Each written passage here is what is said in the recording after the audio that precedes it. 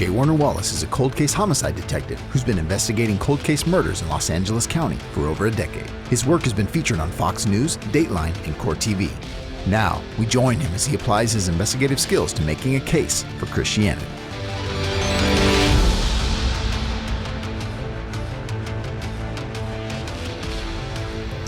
Thanks for joining us at Cold Case Christianity. I'm J. Warner Wallace. Today we're going to be talking about an aspect of culture that Jesus has had a huge impact on. This is from my new book, Person of Interest, right? In this book, what I'm trying to do is to show you an approach toward examining the case for Jesus that I don't think really anybody else has done much of. And that is to look at the case for Jesus as if it was a no-body murder or a no-body missing persons case.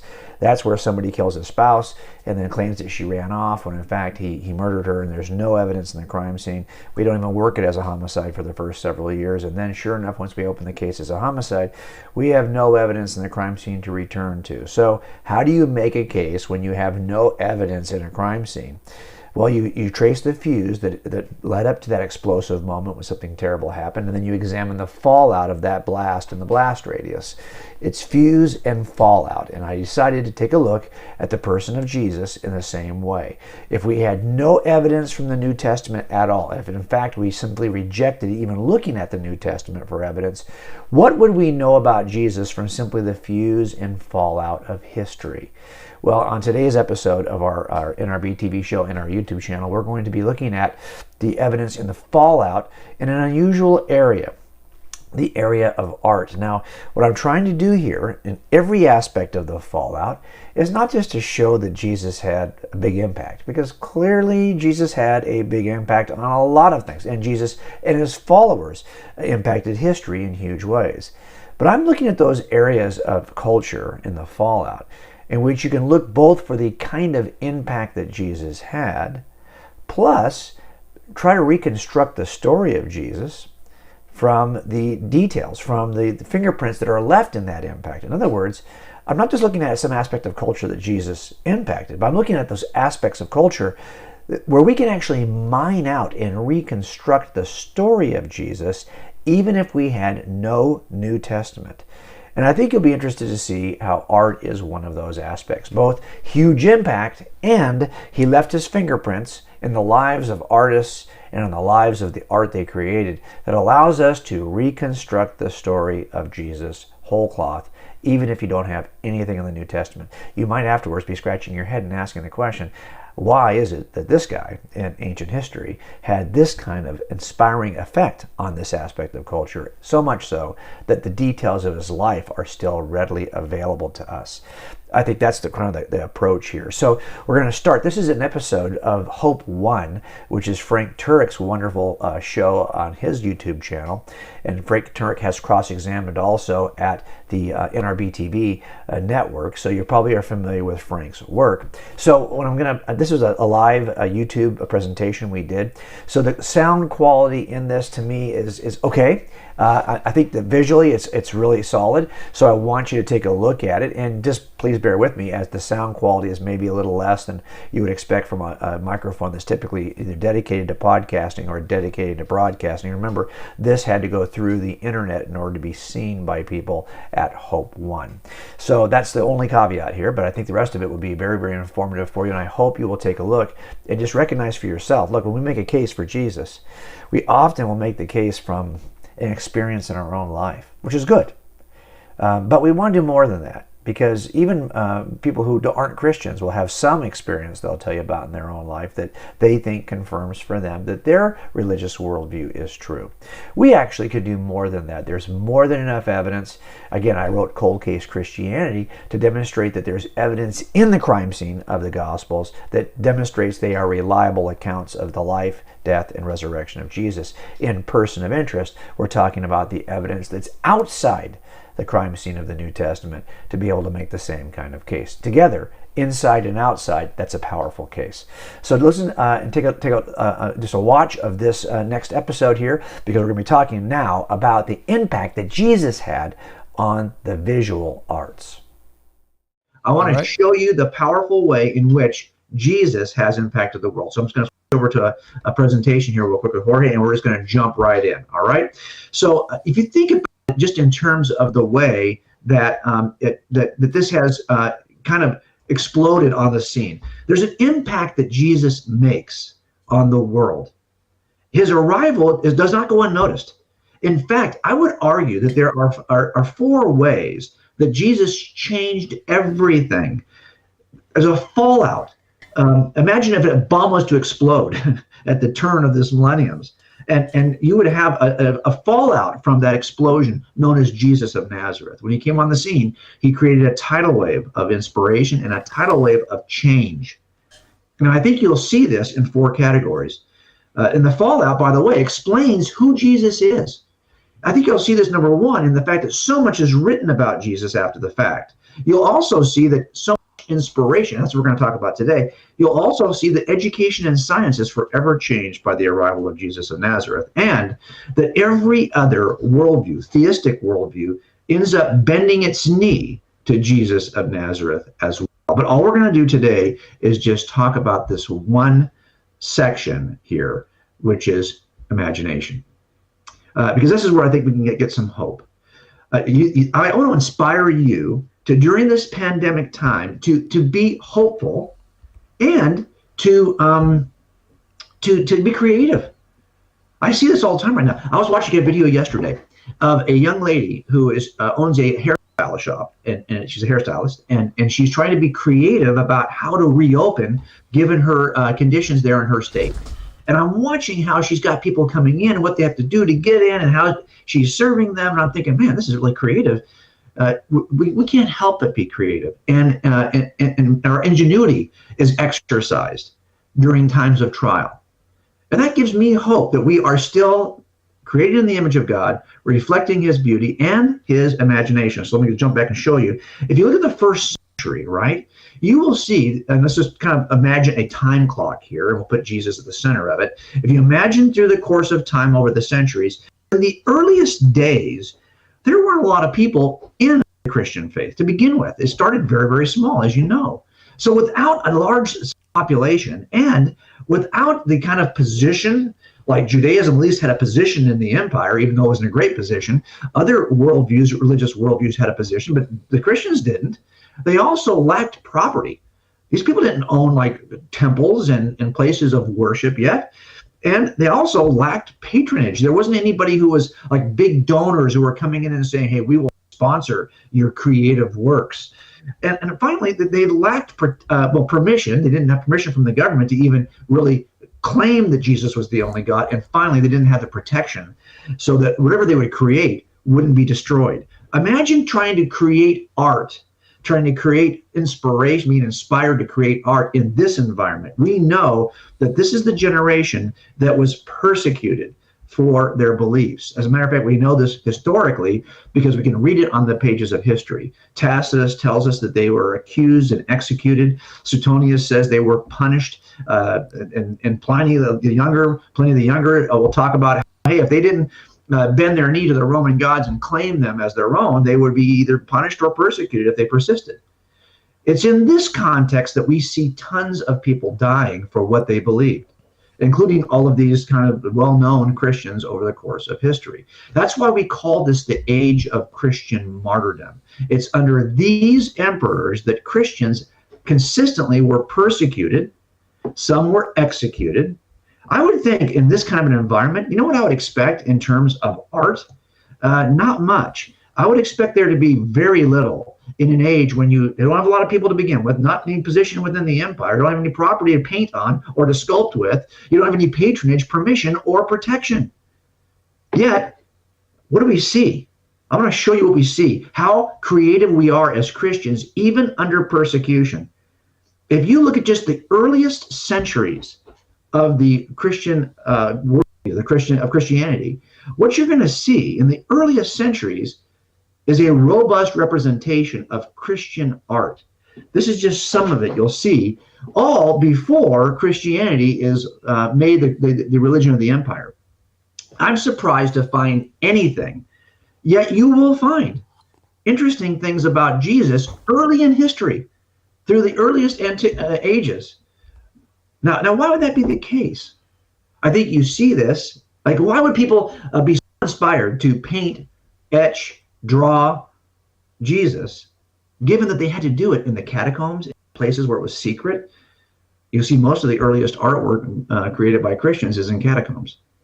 Well, why would they still, knowing this could cost them, if they find this artwork, it's going to cost them something, why would they still persist to do it? Well, I'll show you. I think part of it is, you'll see it right here in the statements of people like Justin Martyr, who says, hey, you can kill us, but you can't really do us any real harm. Let's just go to the Dark Ages. What do you see? You see an explosion. The Dark Ages were not dark from a Christian art perspective. They weren't. They were robustly full and complete with images. These are the most famous images that I'm bringing to you from just the Dark Ages. And if you go one more step to the Renaissance, of course, you have an explosion of art driven, because now by this time you have position, you have property, you have patronage, you have protection and permission. So now we see an explosion. Now we actually have walls and churches to adorn. Now, the reason why I'm sharing this with you is because I became interested in this because before I became a cold case detective, and most of you know my work, I work as a cold case detective in Los Angeles. That's how I became a Christian, studying the evidence for Christianity, like a cold case detective would do. But before I became a detective, my background is in design, my bachelor's degree, and then my master's degree is in architecture. So I'm very interested in the history of art and architecture. Also, I was a musician for a number of years, and we played on worship teams, all that stuff. This stuff, I find the creative aspect of who we are, I've always tried to incorporate into my case making, which is why I try to make this visual for you. Let's go back. This is the Renaissance, okay? A lot of stuff going on. But even in the modern era, in which you might think is pretty secular, right? And you might think, well, you know, that what's really happening in the modern era? Is anything happening in the modern era? Yeah. As a matter of fact, a ton is happening in the modern era.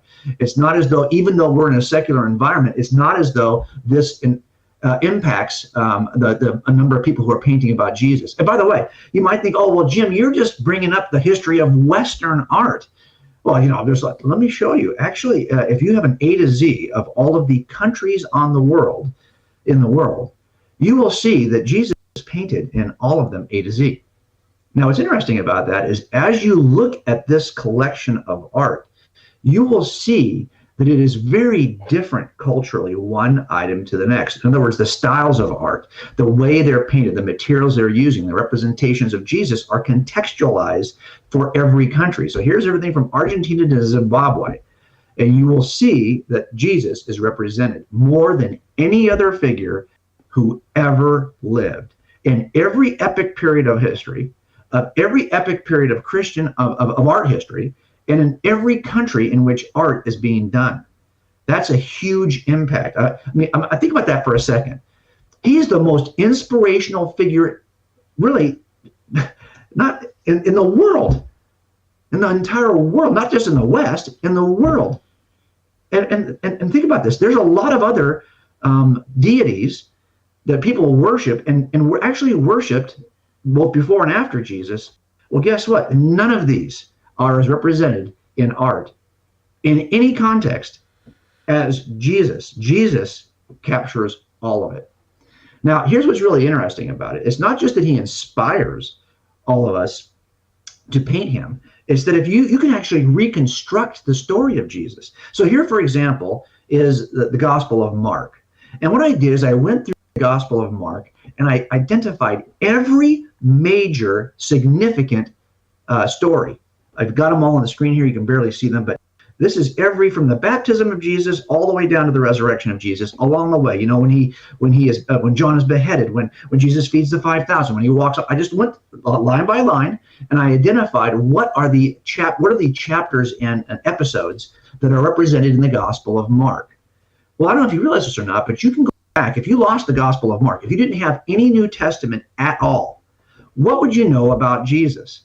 Well, if you return to just the art of the ancient period and the Dark Ages, the earliest forms of Christian art, you could reconstruct the entire Gospel of Mark just from art. And that's exactly what I did here. So if you didn't know, you didn't have the Gospels, or you said, I don't trust, well, I don't want to listen, don't use the New Testament. Imagine you don't have a New Testament. Imagine somehow it was completely destroyed. Well, you would know everything that you know in the Gospel of Mark just from studying the art that was produced globally during the ancient period and during the Dark Ages. You're not going to be able to erase the figure of Jesus because he's had that kind of impact on the arts. I got a question for you. Let me show it to you. Here's, I think, an important question. Okay, and this is, I think, fair to ask. What in the entire history of humans lived and only had a public ministry for just 3 short years, yet ends up inspiring and being so well documented? What living human has inspired so many artists and craftsmen in just 3 years? Now, look, there's all kinds of people with one name titles in the first century. Here's a bunch of them, right?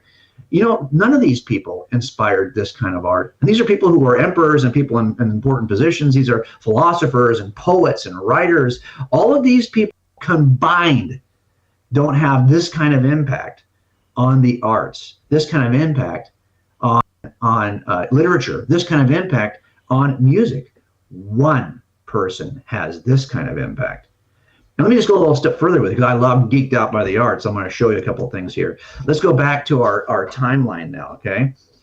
I want you to know that in every art genre, if you study the history of art, there are genres of art, from ancient through medieval, then there's all the way to Impressionism and Post-Impressionism. You can go all the way to abstract and Dadaism and Precisionism and Surrealism. These are the major categories of art. If you just Google them and you say, hey, Google them, who are the top 3 artists in this particular category of art history? Pull them up. Then go through their art catalog. Here's what you're going to discover, is that every genre is dominated by artists who have painted Jesus. And many of these were not even Christians. They were just inspired by the story of Jesus. These are the top people in every genre. If you think about art, you'll recognize some of these names. They all drew. They all painted. They all did art related to Jesus. Let me show you another thing. It's not just the art genres. It's that if you look at every innovative style, every epic period, every historic era in which people work, they're going to be painting Jesus. As a matter of fact, look at the masters here. Okay, these are the masters we're talking about, the people who are generally recognized. Look, you might say, well, Jim, I don't know anything about art, and I don't know who the masters of art are. Well, I'll bet you this. You know enough about art to recognize somebody on this list. Look at this list. There's somebody on here that you're going to say, okay, I do recognize that. I know Pablo Picasso. I've heard of Picasso. I've heard of Vincent van Gogh. I've heard of, let's say, I don't know, Caravaggio. I've heard of some of these people. Well, this is the top, this is like the inspirational list of artists over the years. Okay, and there's somebody in this list that you're going to recognize. These are the biggest names on the list, right? If nothing else, you recognize these folks because these are the Teenage Ninja Mutant Turtles, right? And this is the Donatello, Leonardo, Michelangelo, and Raphael. By the way, they were all named after artists. If you don't know, for example, the purple one is Donatello, the blue one is Leonardo, and the orange one is Michelangelo, and the red one is Raphael, just so you know who your Teenage Mutant Ninja Turtles are. But my point is, this list right here, all of these folks were absolutely influenced. They were interested in Jesus. They were infatuated with him, informed by him, and inspired by him. And they painted him. Now, what's interesting about this is if you were to go back and look at other theistic worldviews, like, say, Buddhism. Now, if I was to show you all this Buddha art, I think you might be inclined to say, well, this all came out of the same place. Because Buddhism, for whatever reason, in the arts, the artists end up drawing Buddha in almost the exact same kind of colorful way. He's modeled the same way. It's very, very rigid. You could look at that and almost think it all came from the same country, even though it didn't. It came from all over the world. He just ends up looking very much the same, no matter where he is sculpted, no matter where he is painted. But that is not true for Jesus. Christianity is open-handed. It is not a rules-based, it's not restrictive. What it does is it opens up creativity. And in different places in the world, Jesus looks very different because in the context of that artistic genre or that artistic region, he still inspires, but he doesn't limit Does that make sense? He inspires, but he doesn't limit. And that's what's so cool about Jesus. He inspired art, not just in the West, but he inspired the progress of art in the entire world, regardless of genre. Coming this fall, join me, J. Warner Wallace, on a 10-part journey based on my book, Person of Interest. We'll investigate a real homicide together, and we'll also examine the unparalleled impact Jesus had on human history. We'll trace the fuse that burned toward the disappearance of Tammy Hayes, then sift through the fallout that eventually implicated her husband. In a similar way, we'll examine the historical fuse that burned toward the appearance of Jesus, and marvel at the fallout and unexpected impact Jesus had on our world. Finally, we'll ask the critical question: does Jesus still matter in a world that's increasingly skeptical of the Bible? Let's discover if Jesus is history's true person of interest.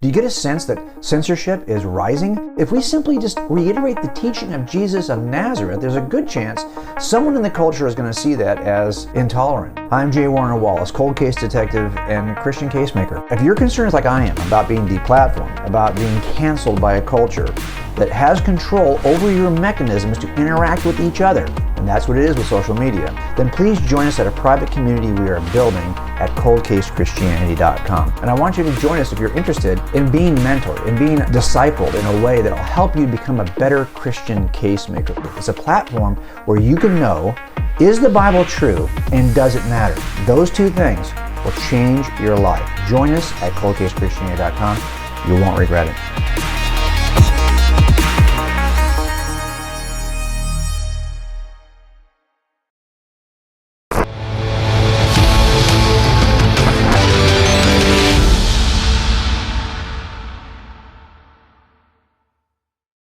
Jim, you also talk about thinking critically as well. This generation hasn't really been challenged to think critically about what they believe. Yeah, one of the things we talk about for parents who are watching, and this is what I hope is encouraging for both of us, is you don't have to be close to the age of Gen Zs in order to have an impact on Gen Z.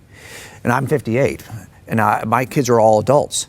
But I can tell you, we still work with a lot of high schoolers as part of what we do, because we are engaging this, we are concerned about this generation. We know that as a family, the Christian family, we have an important job as parents, and all of us are sharing this job as parents. If I can just give you one tip that I think will help parents, it's simply to do this. We've seen it a lot. We have a tendency to say what is true to our kids, to make proclamations about what is true. What we've shifted toward is providing two whys for every one what. Right, yeah. So in other words, we would say, okay, what is true about the Bible? What is true about Jesus? What is true about God? What is true about what God requires of us? How we should live? Those are all whats. I think young people want to know, okay, well, two whys for that. Well, why is that true? Can you give me some basis for your argument, some evidence that might support why? Because there's tons of counterclaims, and those claims are supported allegedly by scientific evidence, whatever. I need to know, is this claim you're making from the Christian perspective supported by any evidence? Two is, okay, so you've got a claim, and now you've told me why you think it's true. Why should I care? The second why is what I think animates passion in young people, is how does this apply to me? Why should I care? So what I've tried to do, even with youth pastors as recently as last week, talking about their curriculum, it's always a lot of what proclamations. We need to shift toward the two whys for every what. And don't wait till the end to do this. Do this with every breath. If you're making the what claim, let's make the two whys right there. So don't wait till the next month to do that, because by the time you get to next month, your kids have already checked out.